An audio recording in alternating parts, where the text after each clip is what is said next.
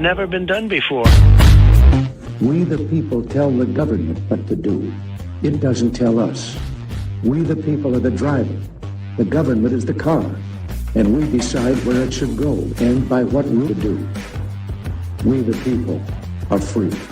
And I hope we have once again reminded people that man is not free unless government is limited.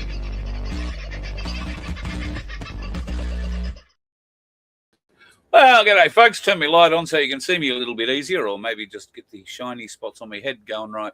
How you been? Have a good weekend, did you? I hope you didn't party too hard and you steered clear of the dickheads that usually monopolise the road at that time. The weekends, I mean. G'day, Gomez. You were in first up. Good to have you, mate. You were circumcised without your knowledge in 1953. Have you left it too late for a claim? Quite possibly. We'll see. I don't think you're going to have much luck. That would be interesting to see whether or not they were doing any stem cell research on you at that age. And me at 1965, for that matter. G'day, Deb. You're a bit early. I hope you've managed to get back. Wayno from Wilmo's in town, the Stony Creek Bush Camp Caravan Park. Remember, folks, we'd like to get there if you would like to come for a bit of a trip into South Australia, into the foothills, if you like, of the Flinders Ranges. Then the Stony Creek Bush Camp Caravan Park with one of our family, Wayno from Wilmo, that's Wilmington, is very happy to have us. And we're trying to organise something. I've got to get on the phone and firm up dates again, but we're trying to get something going for a little later on this year, probably after the cruise, which is happening May 4 to 8. The lovely Sandy is in town tonight. Hope you are doing well, Sandy, after the loss of Lady last week. Very sad news.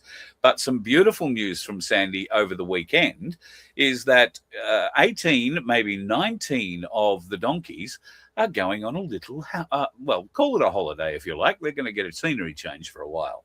Now, this scenery change requires you, if you are planning to go to the Royal Easter Show in Sydney, we would love you to take some photos and some video maybe of the 18 or 19 donkeys from the Sanctuary that will be performing every night, I believe, at this year's Royal Easter Show.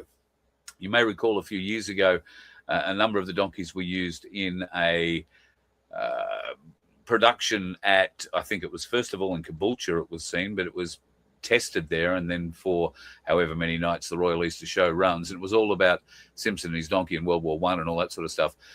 May, who we talk about a lot, was a star of that. Well, she won't be going on this run, unfortunately. It's boys only. But 18 of them heading off. But we want to get some video of them performing and some photos of them.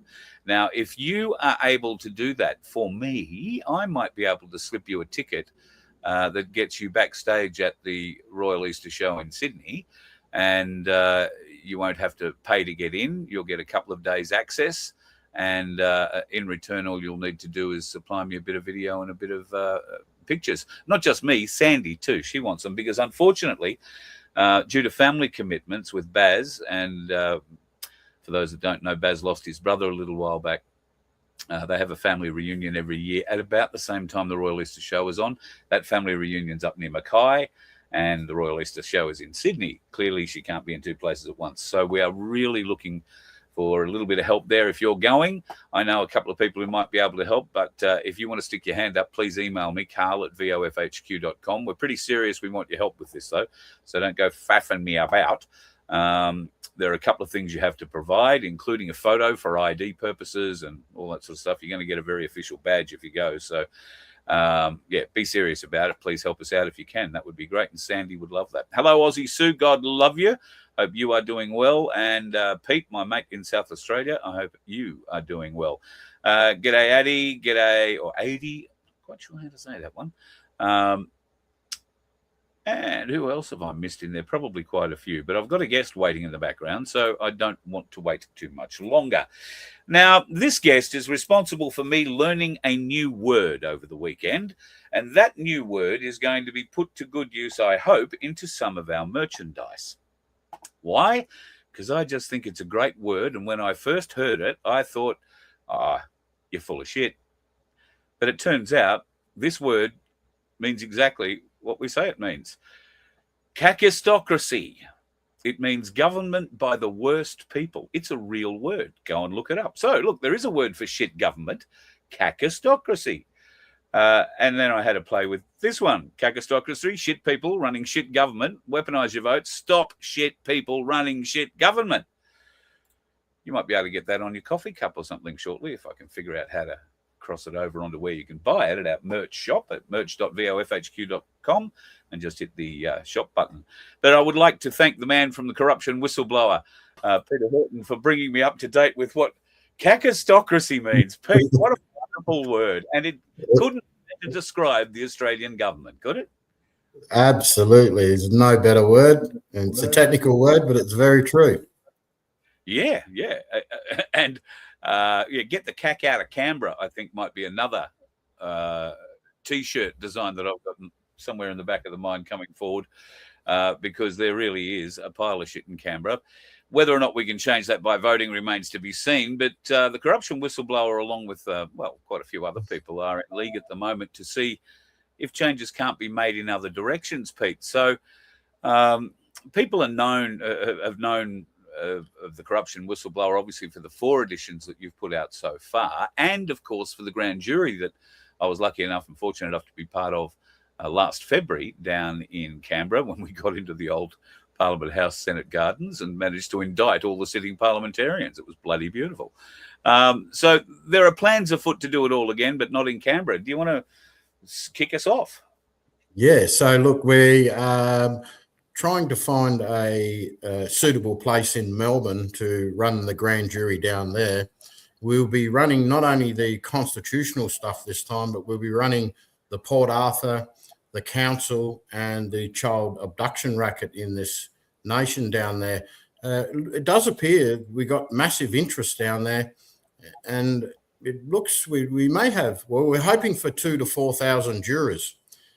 So we had a few hiccups with trying to find a location, because obviously everywhere you try to find somewhere in Melbourne, they all want 15,000, 18,000 for a venue of 2,000 to 5,000 people. Yeah. So what we've done now is we've started looking, and it is a far superior idea anyhow, and far cheaper. Is we're looking for, so if any of the viewers see anything out there, we're looking for a factory that's a large factory, probably 3,000 to 4,000 square meters, something that's up for lease that we can hire for the weekend. So that'll enable us to have car parking. We won't have the coppers, sniffing around like if we did it at a park, or, even when we had in Canberra, as you remember, Carl, we had the security rush in sort of at the end of it. They worked out very quickly that we weren't a threat to anybody, but they did somehow press that red alert button to send the head honcho in to go, well, what's going on here? But it was a big laugh down there, especially afterwards. We sort of got the jump on them and ran the grand jury in the Parliament House. But however, when we ran it in Canberra, it was difficult for people to travel that distance down there. So we're hoping that in Melbourne, it's a stone throw, or, an hour's drive rather than 6, or, some people drove 8 and 10 hours to that event. Some people drove from Brisbane, Sydney, some from Melbourne, and it was a big ask. But in the end, it's a job that's been done inside their Parliament House. But the next one, as I said to you, will be in Melbourne, be a much bigger event. And we're hoping to have a number of prosecutors, so it won't just be me, because it's a lot to remember and a lot to get right. And there are other people that are far more specialised in, like if we can get somebody to prosecute the Port Arthur, we're hoping for certain people to stick their hands up. We won't mention any names here, but failing that, there'll be one of us that has their head around the information that'll be able to run that. So we're hoping the trial will go for about 3 hours. And when we finally get the date and the place, which we're hoping to be able to announce that in the next couple of weeks, we will just merely be asking people to, bring your own fold-up chair and bring one for somebody else. And then that way, if we get a factory or somewhere like that, which we will, we've just got to keep searching. We can have people start turning up at 10 o'clock. We'll throw a barbecue on. and then start the event probably about 1 o'clock. It'll run till 4 o'clock, and it'll be sort of, not only will it be a grand jury, everyone will be able to meet and greet there.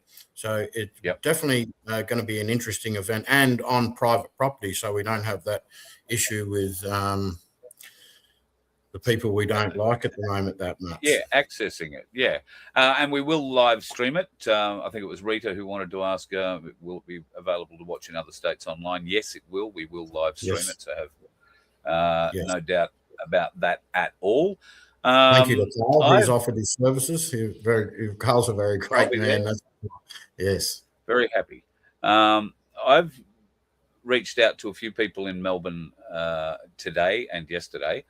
And I'll send you an email after the show, but there is one, maybe two venues in the west of Melbourne that might hold some potential for us. And they're capable of holding, one's capable of holding 1,000 people or so, and the other one's a little bit bigger. But if there is anybody in Melbourne or even on the outskirts of Melbourne, I mean, would you be prepared for places like Bacchus Marsh or Berwick or I don't know, Berwick's probably in Melbourne these days. There's some quite nice facilities just on the outskirts of Melbourne around. So sure, would you be open to those? Yeah. I mean, people don't mind driving an hour and a half, even 2 hours to come to an event like this. Just makes it easier. They can, leave their houses in the morning and go home but sleep at night time without the intense travel process. But yeah, we definitely look at anywhere within a couple of hours from Melbourne. And we did contemplate, and we do have a couple of people with some open properties, but, the Melbourne weather's too unpredictable. And we don't want to plan an event where we're going to get rained out or anything like that. So definitely has to be a factory, preferably 2,000 to 3,000 square meters with some car parking and some toilet facilities. Yeah. We don't want anything in the factory, like an empty warehouse or a loading docks or something like that would work. So, something that's up for lease. Yeah, something that's up for lease, and they want to make a little bit of money for the weekend would help out. Correct, that'd be great. One of the things that is that you and your team are also working on is the victim impact statement that you've spent a great deal of time putting together. That is available for people to download at corruptionwhistleblower.com and at vofhq.com. I'll bring it up very quickly, Pete, just so people can see what this is. Do you just want to explain, first of all, what this is, and then why it's important for people to fill it in and return it? Well, it's exceptionally important for people to fill in because no matter which court, and we are going to be filing them into 4 international courts at a minimum. The International Court of Justice will be the first one, and the International Criminal Court will probably be the first one. They have their own prosecutors there, so we won't have to prosecute the case. But I don't want to talk about that too much. But these impact statements, what they mean is that instead of just a small group of us going over there and lobbying the prosecutor or lobbying the International Criminal Court, and we'll be doing that in person. What we'll be doing is not only the grand jury indictments, which we already have about 450 signatures on those, witnesses that have witnessed the crimes that we've outlined and signed the indictment form.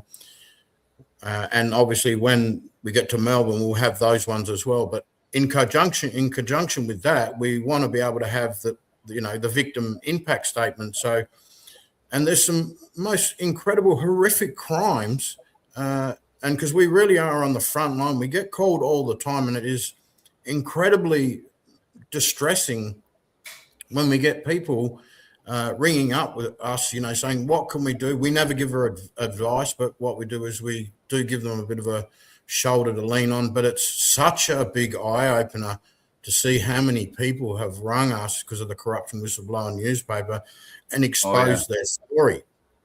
So that sort of led to the idea of the victim impact statement, that we would like to get 4,000 or 5,000 of these signed by the people. And then that way we would not only have all the evidence that we'll be putting in there and into the 4 courts, one of them will be the American courts under the RICO Act.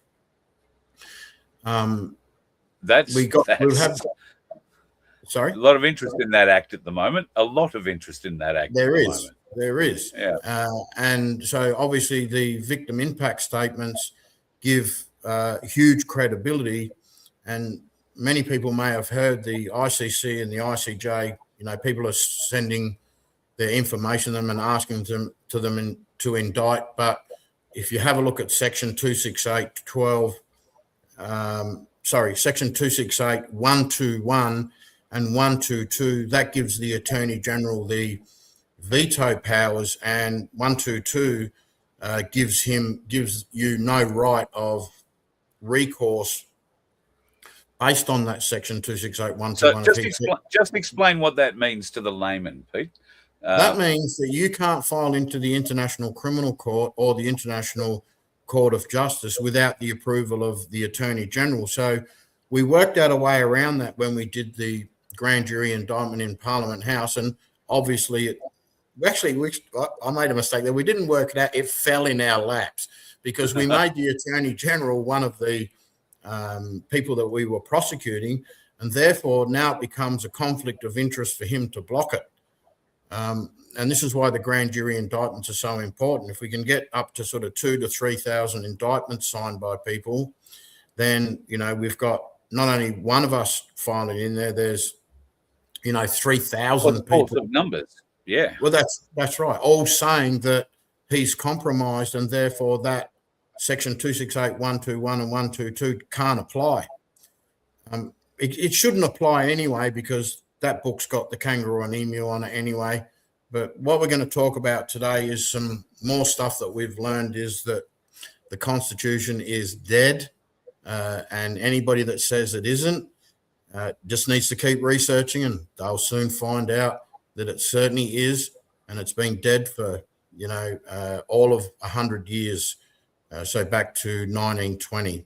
But anyway, getting quickly back to this victim impact statement, that's so critically important to have these numbers up. Once again, we'll have the grand jury indictments and then the 5,000 victim impact statements. It tells a story on its own. And so any court that doesn't accept them, international court doesn't accept them or rejects our position of filing, you would have to say, really they would be mental, because the evidence would be overwhelming. So that's the plan of attack with this thing. So the idea is fill in the blanks, essentially, although the blanks in this case are anything that's red. Is that right? Yes, that's correct. Yes. Yeah. It's a very easy document to follow along and fill in. That's correct. And yes, we've spelled it right out. Once you've done it, there is a plan you need to follow as well. Yes, it's not that hard. You get it sworn in, and you would essentially get 2 copies sworn in, one to keep for yourself, and then you can scan one in and email it to us and post us the original. And where the post office box is on that page there. And the Rome statutes in relation to war crimes, genocide, crimes of aggression, on that page there as an annexure. So you can go through the annexure, it's underneath, and work out which crimes you believe that they have committed against you. And they've committed all of those crimes against all of us in one way or another. So, so that's about all I've got to say about the victim impact statement, except I encourage everybody to download it, file it in. We've all been affected, but some of us have been viciously affected more than some of the people know. And we know because we get called all the time about it. And sometimes it's quite difficult to, live a peaceful day when you know all this stuff. But it also empowers us to keep moving forward. It does indeed. And you're encouraged in the affidavit to fill in anything like, I was coerced into getting the jab. I didn't want it when I eventually did get it. And bear in mind, the jab may not kill you. What it does is it exacerbates, or it's been shown to exacerbate things inside you that might be turning and give them a little kick, a little boost. That appears to be what the science is now saying. So if you've been affected and you've had anything new pop up into your life, particularly with respiratory issues or blood issues or kidney issues or that sort of stuff, there is a very high likelihood that at some point in the future, direct links will be shown if they haven't already been shown. But right now they're suspected. So there are so many of us that have been affected, even the kid who's lost their parent and parents who've lost their kids. There are people who've been affected by the injustices of this nation for many, many years. And we're going to try and fix it. So thank you for the efforts on that particular part. You mentioned the Constitution there before, Pete. So there is something of a constitutional battle going on behind the scenes at the moment. You know, constitutions work, constitutions don't work. At the moment, well, tell us where you're at the moment with what you feel about constitutions. And I would ask, I don't know if anybody knows Madison King. I've reached out a couple of times. She's not returning DMs. Maybe she doesn't like what I talk about, but she's starting on this journey herself at the moment. She's just starting to learn. And in one of her posts today, I encouraged her to do some examination of the Treaty of Versailles. And I'm gathering, Pete, that plays a very large role in what you're about to tell us. Yes, that's correct. But when we talk about the Constitution, just for a moment before we go back in time, is that anybody looking at the Australia Act, which altered our Constitution, which you can't do under Section 128, but Section 1 of the Australia Act basically says that the Crown can have no dealing in our affairs from 1986 forwards, including the Constitution. It doesn't spell out the Constitution, but it basically says the British Parliaments have got no right to affect any of our acts moving forward from 1986 onwards. So that's why the Australian people did not vote for the Australia Act. They didn't vote it in. It was surreptitiously brought in, wasn't it? That's correct. They used Section 51, some number, to usher it in using the state parliaments, what's called a single entrenched referendum. That means inside the Parliament House, a double entrenchment. And double entrenched referendum is where all the public's involved, but they used a single entrenched referendum inside their state Parliament's house to request that the federal parliaments enact the Australia Act. But as I said, very importantly, everybody reads Section 1. I don't know it word for word in my head, but it clearly does say that the United Kingdom can now no longer, none of their acts apply after the Australia Act commences. And that's why, and it took me a long time to work it out, that's why when you bring in constitutional stuff into the court, they just go, no way, we're not listening to that. That's shit. But there's more to the Constitution that meets the eye. So not only did they cancel it then, but we'll now go back to 1919 and the signing of the Treaty of Versailles. Now, the Treaty of Versailles, to those constitutionalists who say, no, the Quicken-Garran Constitution, it's here. And to get rid of it, you need to, apply Section 128 to alter or get rid of it. Well, that's crap and it's clearly crap because in 1919, not only did Prime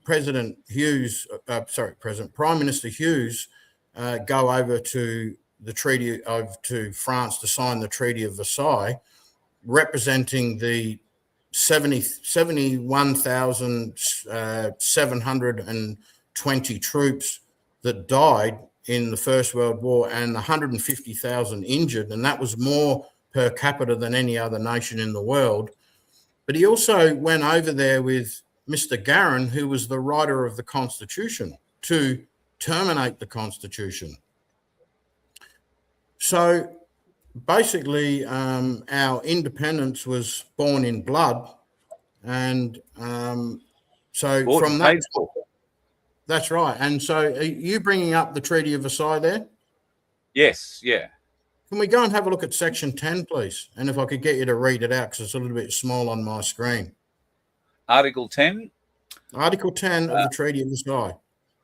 The members of the League undertake to respect and preserve as against external aggression the territorial integrity and existing political independence of all members of the League.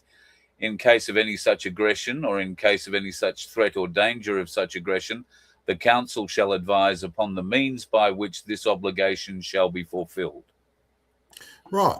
Now, so basically what that's saying is that when we signed that, that was part one of the League of Nations, of the Charter of the League of Nations signed in 1920, which 32 other nations signed with each other. So we signed the French ones, and the French one signed ours, and we signed the German one signed ours, and all those other nations around the world, everybody signed the covenant. So 1 billion people were represented so that no other nation can use its laws over another nation. So we all signed it. And some of the constitution will say, oh, no, it's a contract between the people and the constitution. No, it's not. It may be in tiny part, but let's look at the reality of it. If the Prime Minister and some of the cabinet from Australia go over there and sign it, and the Prime Minister of England, being that the Constitution's an act of the British Parliament, go over and they sign it together. Like I was saying, if the Constitution Act is an act of the British Parliament, they own it. And so if they're signing an agreement to get rid of it, it's gone, because we don't own the Constitution. It's an act of the British Parliament. It's not an act of the Australian government. And when we start looking at the real numbers, how many people voted for the Constitution in 1900? I'm telling you, it's less than 10% of the population. So, right. So if you were to do the numbers and you went out into the public and you said, because every contract involves informed consent. If you don't know what's in there, then it's not a contract. It's being done foolishly. So if you imagine, Carl, if we went out into the public and said to the public, hey, do you have informed consent that we're using the British Constitution today in 2026? I reckon about 80 of them would say, 90% of them would say, what's a constitution? I think you're probably right. Yeah. Reality fact. So there's no informed consent of that contract. So if we look at go back to if we can bring up the Charter of the League of Nations, and we can just have a quick look at Section 10. It's very similar to Section 10 of the Treaty of Versailles, because the Treaty of Versailles was the prelude to joining the League of Nations as a nation with its own personality. And some of the constitution will say to me, oh, no, again, you've got to have a referendum. Yeah, but if the owners of the Constitution sack it, and they're the owners of it, that means it doesn't exist here anymore. And why would you want to have a referendum in the country to free yourself of the colonial powers? Yeah. It's starting to... They've just really, all the constitutionalists are great fighters. They've put a lot on the line, but they just haven't found all the things that they need to find yet. No, that's the United Nations Charter. We want Charter of the League of Nations, 1920, please. Okay, 1 second. So it's basically like saying to a bird, here, I'll open the cage door and you can fly free out into the wilderness. Or would you like to have a little vote in your cage with all your other birds to see if you're able to fly out? Because in 1920, we became a nation with its own personality to be able to have a say as an international personality in international affairs. Otherwise, we would still be going through the British Parliament.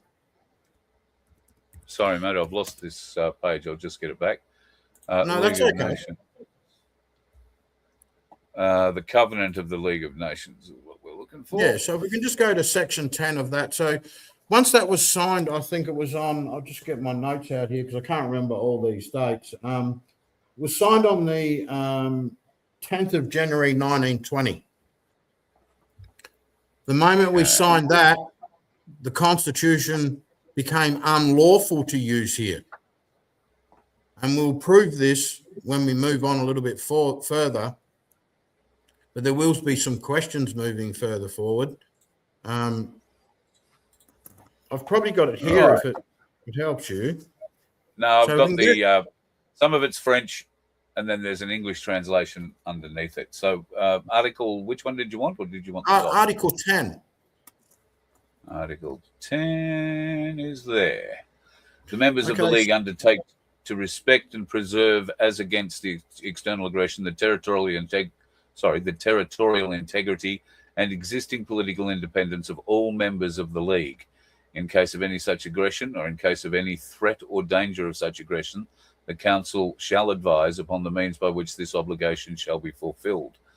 So it's basically almost identical to Section 10 in the Treaty of Versailles.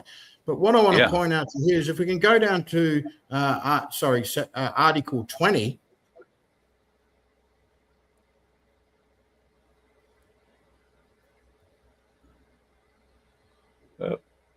Jumped one. Yeah, Article 20.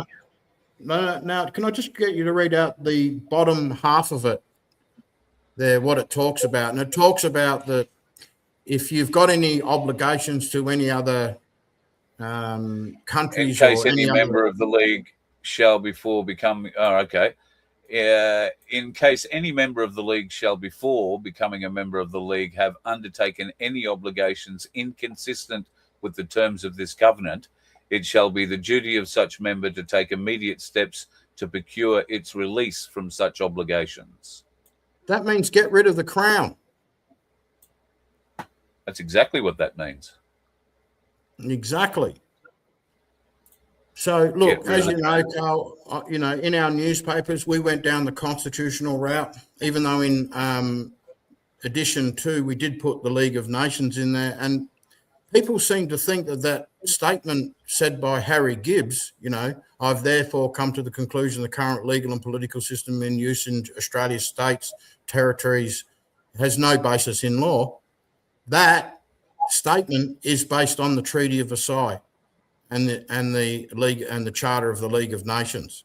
That's what it is. Because he even admits in that statement on page 25 of edition 2, that he was wrong in thinking beforehand that, we are a proper constitutional monarchy. But look, if the King and the parliamentarians of the United Kingdom sign the Treaty of Versailles, and our parliamentary members here signed the Treaty of Versailles, and not only that, ratified it in the Parliament, and we've got the parliamentary papers, the Constitution's dead and it becomes unlawful to use here. And so we can travel a little bit further on now. So for the people who think, look, I even had it the other day from a certain man, a great fighter. And I won't be mentioning names here because they're just not, they do the same thing a lot of times and they get stuck on that hamster wheel, but you've got to have your door open, be willing to learn. I was on the constitutional hamster wheel and I've seen the lights there. We've got to go down this road. We're not going to win with domestic law in international courts. The courts here are finished. They are absolute lying, thieving rats that will never, ever tell the truth and run over your argument to save their jobs. Because if one of them turns around and says, Mr. Horton, you're right. Yeah, bang, there's the noose straight away. On not only him, on everybody else. So they're hanging on by the skin of their nails. So but they are, and they've been doing it forever. They've been dug in like ticks for centuries. So this level of knowledge, though, to my knowledge, hasn't been widely available. There are those, and I see his name's popped up again here tonight, Wayne Glue. Now, have you had anything to do with Wayne and heard what he's doing constitutionally, and how does that sit love with what Wayne you're talking about?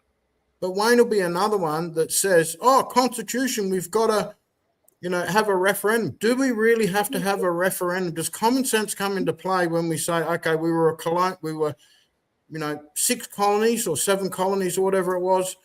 Do we really need, and we were joined at federation by the vote of 10,000 or 10%. and only 8% voted for that constitution to be written in 1896 or 1895. They put a referendum out then. Do we want to have an independent federal nation, indissoluble? And only 8% voted for it, but only 10% voted for it in 1900. So it's 1 in 10 of the population. So it's not valid. And this has to be prosecuted as well inside the ICC, I would have thought, does it? Because how do you get any kind of lawful justice out of an unlawful government and judiciary? That's correct. This is why we're going international, to use international law. If we took the Constitution into those courts, they'd just go, get lost. That's an act of the British Parliament. It doesn't belong here. We don't own it. You don't own it. And it doesn't work in the international arena. But what does work in the international arena is the Charter of the League of Nations. And, I won't say I'm not a big fan of the United Nations because of what I hear, but we can move on now and have a quick look at the United Nations Article 2 and paragraph 1 and 4, and I'll get you to read them out because this is just more evidence saying that the League of Nations became the United Nations. Yes. And they're saying the same thing. They're saying the same thing. That Article 4? No, Article 2. Article 2. Keep going, Carl. There we go. 1, 2. Article 2. Oh, it's a short one. The action of the League under this covenant shall be effected through the instruments of the Assembly and the Council with permanent secretariat. Hang on. Article 2, paragraph 1. Oh, hang on. Am I still reading the... No, you're reading the United Nations Charter now from 1945. Sorry, I'll need to bring that one back up again. Let me remove that. Oh, no, that one wasn't there. Let me see if I can bring up another one. Because we can prove these things in the international arena, we can't, like I said, we can't take domestic law into the international arena. And look, I spoke to a couple of constitutionalists yesterday. I love them. They're great fighters. They really are. But the thing is, it's never going to work in this country. So we need to take another angle. This is about strategy, not about having an argument with my friends or my fellow fighters that are freedom fighters in this nation. It's not about having an argument with them about who's wrong or right. It's about what's going to work. Yeah, so, exactly. Because, they can argue the intricacies of we need a vote, but it's clearly knocked on its head when you simply turn around and say, well, the Parliament of the United Kingdom signed it, the King signed it, the owners of the Constitution, and Australia signed it, and we ratified it in Parliament to be an independent sovereign nation with its freedoms and its own personality as a nation in the international arena. Do we really need to have a referendum for that? I mean, logic has got to, come in sooner or later. And the fact that, like I said, how many people have got informed consent that the Constitution Act of the UK or the British Parliament is running this nation, even though the first 8 clauses aren't in there in the Australia's Constitution. But the problem is that even Sue versus Hill said the UK was a foreign power. And many people say, oh, well, that wasn't done correctly. But they talk about in that case how, slowly, progressively, over time, Australia became a sovereign and independent nation. No, it didn't. It became a sovereign and independent nation when we signed that Treaty of Versailles, an international agreement representing 1 billion people for freedom for all its nations, not to have foreign interference in any of those nations' political affairs. And cementing that with the signing of the Charter of the League of Nations.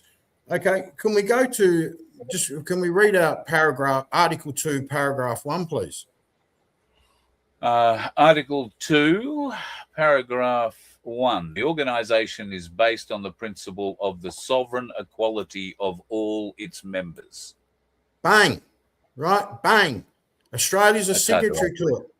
And Australia has ratified this act in their parliament, and you can simply look it up yourself. You just go onto Austerlei or one of the government apps that you can look up these things, and you'll see it's got a big long spiel there about sort of, 4 or 5 pages long about the United Nations Charter, and then it's got the charter underneath it. And this charter that you're looking up now is on there. So what does Article 2, paragraph 4 say? All members shall refrain in their international relations from the threat or use of force against the territorial integrity or political independence of any state, or in any other manner inconsistent with the purposes of the United Nations. Right, bang. Can Crown law be used in this nation? I would have thought not. Well, that's telling it can't be. Paragraph 1's telling it can't be. Paragraph 4's telling you it can't be. Article 10 of the League of Nations. League of Nations. Yeah, the Charter of the League of Nations says you can't, and Section 20, which we just read out before, says that even if you are under the rulings or you've signed up something before, you must get rid of it straight away. You've got to actively take part in getting rid of that crown in 1920. So this is Article 10 of the League of Nations. No, that's... I think. Hang on. No, are we on the United Nations Charter now, though? No, I just changed it back over.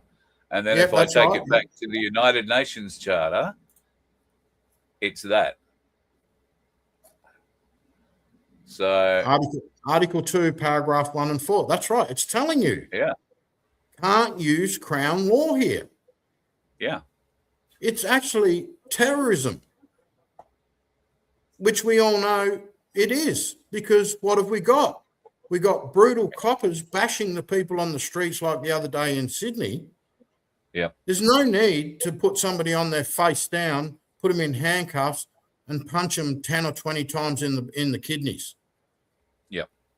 These people are using acts of aggression against the people. They don't care. They have no conscience. And when we talk about the COVID vaccine and how it accelerates things, well, in my opinion, if you've got a leg injury, it accelerates that. You've got a knee injury, it accelerates that. But if you're a dickhead and you want to bash people up and you have no conscience, it accelerates that, provenly shown clearly by the coppers, beating people up. I mean, that guy that got ran into by the guy on the push bike, he had his hands in the air. Yeah. And I was at a local shop the other day, Donna and I were, and we heard this guy talking about that he was a documentary maker. Anyway, he was talking quite loudly, so I approached him after and said, look, I'm sorry, you were talking quite loud and we heard that you're a documentary maker. And he went, yeah. Anyway, so we made quite good friends of him. And then he tells us, he shows us all this bark off him and everything and goes, yeah, I got bashed up and arrested by the coppers yesterday because I was down at the protest, getting ready to take notes and doing some filming. They bashed him up for no reason, charged him with assault police, put him in the cells. He's like 75. Put him in the cells for 7 or 8 hours with no water or anything like that. No medical, to put anything on his wounds or anything because they scraped him with the bitumen. And then said to him, oh, well, we've dropped the charges. And he goes, no, I want to charge the police. They're like, well, good luck. See you later. Go and see how you go with it, Would you like to tell our police investigators about it? And they'll surely do something about it. I mean, it's a freaking joke, isn't it? Because they're all wearing that St. Edward's crown on their badge, which means they're committing. They're not, people say, they're like the Constitution will say, it's treason. It's treason. No, it's not. The Crown knew exactly what was going on. Are you telling me the Crown and its people are that stupid they didn't know about Queen of Australia? Are we saying that the Crown's that stupid they didn't know that we signed the Treaty of Versailles, including the King signing it? I mean, enough's enough. The people have got to just keep researching these constitutional people and, and just do your homework, for goodness sake. And I want to say, I was one of them people before where I'd go, Constitution, but every day, if you don't leave your door open, you won't learn anymore. And if you think you know everything, then that's the time you stop learning. Exactly. Yep. Exactly. I'm just going to address Darren Bergworth, who's been saying the same thing 4 or 5 or 6 times in the chat Wasn't funny the first time, Darren. I don't think it's funny now, although the fact that you keep trying to press it is slightly amusing, if nothing else. The comment that he's pushing is about Pauline Hanson coming to save the nation. So, Peter, let's talk about it quickly because I know you've got somewhere else to be. One Nation are riding a wave of support at the moment, popular and otherwise, and it has taken a lot of people from, let's call it, the free dumb movement, and they have been encouraged by what they hear. The Liberal Party have come out today and basically mealy-mouthed the immigration policy of One Nation. They've come out and said they could stop people coming from certain regions from within certain countries. They haven't said they're going to stop the shit people coming into this country at all. So One Nation and elections. I mean, you and I and Darren are broadly on the same point, on the same of the same idea. I don't think we can vote our way out of this. But do we not have to give the people the chance through One Nation, even if it is to see that it can't be voted, that we can't vote our way out of this? What's your advice to people who are torn? No way. They are under the Australian Constitution, which all the parliamentary members swear an allegiance to the Crown. And it's that dumb that when you look at Sue versus Hill, what did Sue versus Hill say? Sue versus Hill said that the United Kingdom was a foreign entity to Australia. And if you look at Section 44 of the Constitution, it says if you've got any foreign allegiances to another nation, then you're instantly disqualified. So if Sue versus Hill in July 1999 saying that the United Kingdom's a foreign power, and Section 44 of their Constitution, the Act of the British Parliament, says you can't have an allegiance to a foreign power, the whole thing's a bit, it's a pile of shit. And so you can't, I'll put it this way, can you polish a turd? Well, you can try. It smears a bit, but it's certainly not going to get shiny.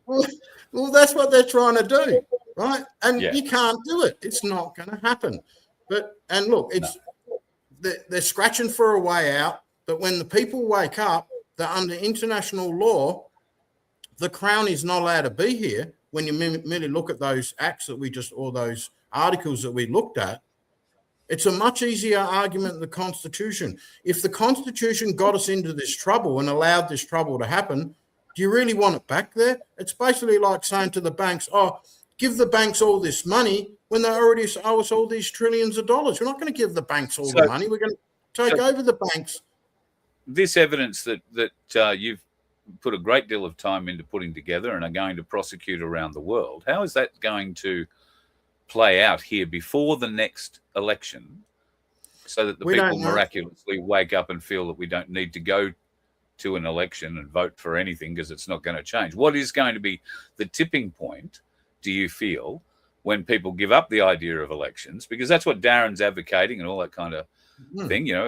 We can't vote our way out of this. And I got to admit, I agree. We can't vote our way out of it. But without voicing it, there is precious few other steps to be taken. And I don't think that the country's in any position yet to do that. Right now, they're pinning their hopes on One Nation. Well, that's right. We got nowhere else to pin it, but I can't talk too much about that's what I'm asking you. Is there going to be something that we can pin that hope to? Or are we just destined to be having this conversation again in 2 years? No, absolutely. We're going to have the biggest go we can possibly have in the international courts arena and attempt to get certain declarations done there and certain court orders. And as you know, that and Darren is a great man. He's been through a lot of yards with the My Place system and learn a lot more than many other have in a real short amount of time. So look, Darren and I are two of the trustees, and Donna, three of the trustees out of the 12 that have the ability to collect the 12,000 metric tons of gold that was given to the Australian Central Bank, which is now the Reserve Bank, in 1966. So we'll be making certain actions in the international court arena to get court orders for that to be returned in a certain manner of way. I mean, this is like I said, I can't talk too much about where that's heading to, but to give some people just a little bit of hope that there's definitely things moving in the background. We'll be making these applications into 4 different courts in relation to the lawfulness of this nation, because we're not going to win in this nation with these court systems here. They're rotten to the core, and they're all protected by rotten people. Yep. So, so that's the idea. That's the idea, to get sort of court orders internationally, and then we'll see how they go those with court that. Orders presumably would have the military acting as the enforcer of the orders. Well, potentially. I can't talk too much about what those movements are moving forward, and we haven't done them yet, so I don't want to sort of signal too far. And we have multiple ways that we can go on the platform, because there are multiple ways to go. Yep. But once people becomes mainstream knowledge that there's no law in this nation, there's no law in this nation internationally. Internationally is only recognised Australia because Australia produces so much goods out of the ground here, and they have to do commerce with us. So that's its own real standing. But once these international courts and under the RICO Act in America find out that this court system's been colluding the suppression orders on all the pedos that are running this nation, the Mulligan inquiry, 250 odd people named in that inquiry, only 3 people charged, and a 90-year suppression order put on it. And look, we've got Port Arthur, 36 people killed, 25 people injured, and we've got a suppression order. And then you've got the Wood Royal Commission, the same thing, this massive long suppression order, and we can go back to the statement that was said about the judge. The judge in the Wood said in the Royal Commission that if the Royal Commission keeps going, the people will lose faith in the judiciary. No shit, Sherlock. That's right, but you're concealing it. So it comes under the RICO Act, and we think they're going to have a lot of problems with that. Yep, there is a YouTube video with George Brandis actually saying that in Senate estimates. I think it's in front of Heffernan, where he says, the government will never release this. It'll compromise government, full stop. So it would bugger the trust of the people. Well, the people's trust 20 years down the track, George, is pretty well rooted in government. So look out, we're coming. We're full-blown criminals. Yeah, 100%. All right, people, just to encourage people one more time, fill in the affidavit. Go and download it either at vofhq.com.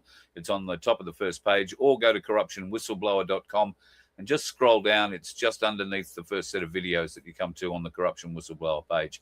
And fill out the affidavit and return it. Email it back, but you'll see the address on there as well.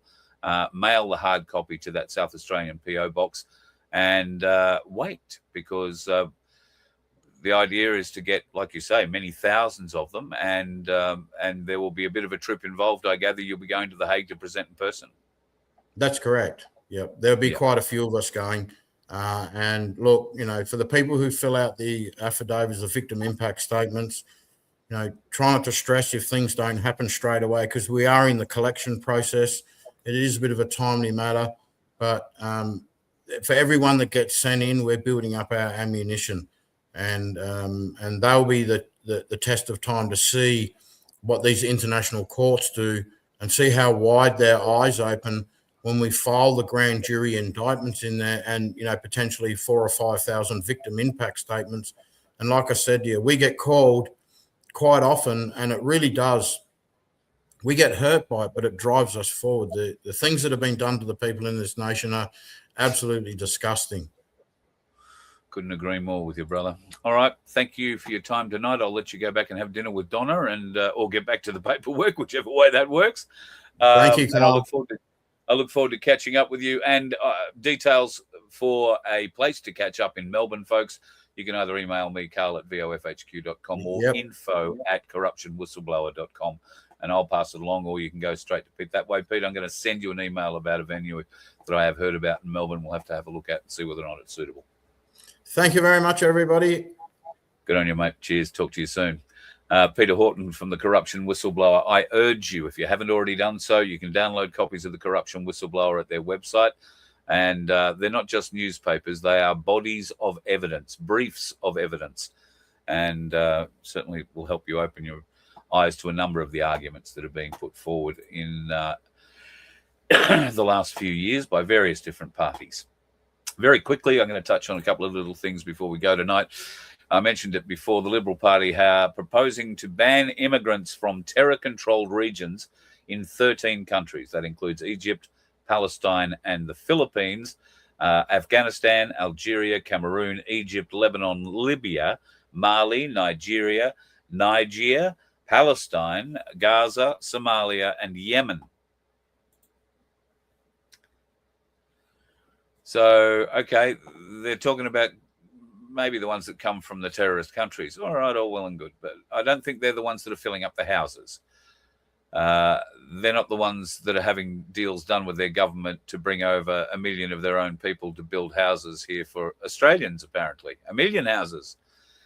Don't get me started on the government's bloody housing bill, the big building bill that they put out, I think, in their last term, and they're still trying to figure out exactly how many houses have been built. One, I think, and the rest have been purchased for well above the odds. It's just the biggest rip-off, and there's been another $10 billion or something thrown at it recently too.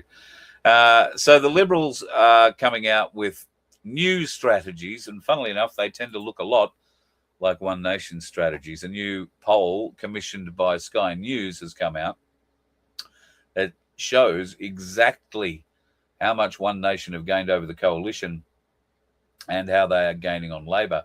Another month or so, and I think One Nation would be the preferred party in the nation for ruling or leadership. Now, I understand we have a few issues with leadership in this country, and whether or not voting is the way to go, we'll leave all that for another night. I would personally say, not my way of doing things, because when you vote people in, they tend to want to digitize you. And this is exactly what is happening in Victoria. Right now, Victoria has launched a digital birth certificate. It's a trial. You know how trials start, don't you? They're going to link newborns to the new national digital ID system that you didn't know was already in operation, did you? Did you know that?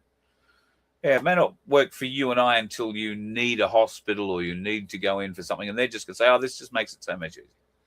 And you will be snaveled up inside the system if you haven't already been. And, of course, that kind of bastardry only happens in Victoria, where you really go for the best time and best job. Sex, highs, and videotape was the latest headline, I think, coming out of Victoria. This is to do with, of course, the CFMEU and what has transpired with the CFMEU in Victoria should be a warning to every government in every state government in this country, except most of the state governments in this country are, in fact, Labor governments and would encourage the thievery, the debauchery, the criminality that comes with the CFMEU. Now, the CFMEU, like other corrupt unions before it, and I'm old enough to remember the BLF in Melbourne with Norm Gallagher, I think his name was, who ran it. He was an interesting old type. Now, these CFMEU types, these construction industry types, sniff around the big jobs and they take control. Victoria has had a plan of, big builds for some years through the Dan Andrews and Allen governments. And, of course, it's now looking like more than $30 billion was misappropriated through those builds and funneled directly into the hands of criminals. Queensland has a little bit of a problem on its hands because we have the Olympics coming our way in 2032. And while there were promises made that there will be no new stadiums, bugger me dead, they're building a new stadium. And I just wonder what the cost blowouts on that might be. But it looks like the new Liberal Premier at least outwardly, seems to be aware they put their political interests ahead of the interests of Queenslanders. 77,000 fewer homes, up to $38.6 billion in costs. Queensland infrastructure not delivered on time or on budget, and they were prepared to sacrifice it all for their mates in the CFMEU. Think about it from the perspective of the young tradie who wants to be able to go to work, be safe, be productive, and know that the next job will be there. Think about it from the public servants who they allowed to be bullied and intimidated and harassed because they put the interests of their mates over the interests of the people who serve. And every day we have to reverse that culture, productivity back on sites. That's what Queensland is. Well, he's speaking all the right words, I guess.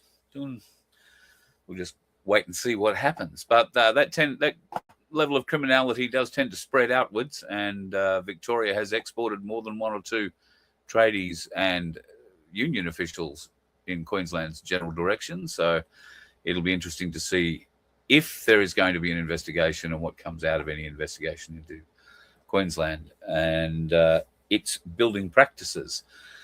I'm going to leave you with one last thing tonight. Now, if you're easily offended, you better look away. But if you ever needed more proof that our society is being engineered, that we are being sprayed with chemicals and elements that have the ability to alter our DNA, to alter various parts of our body and make us sick or, develop problems, various different issues in certain areas. Swelling seems to be an issue that has happened in a lot of people.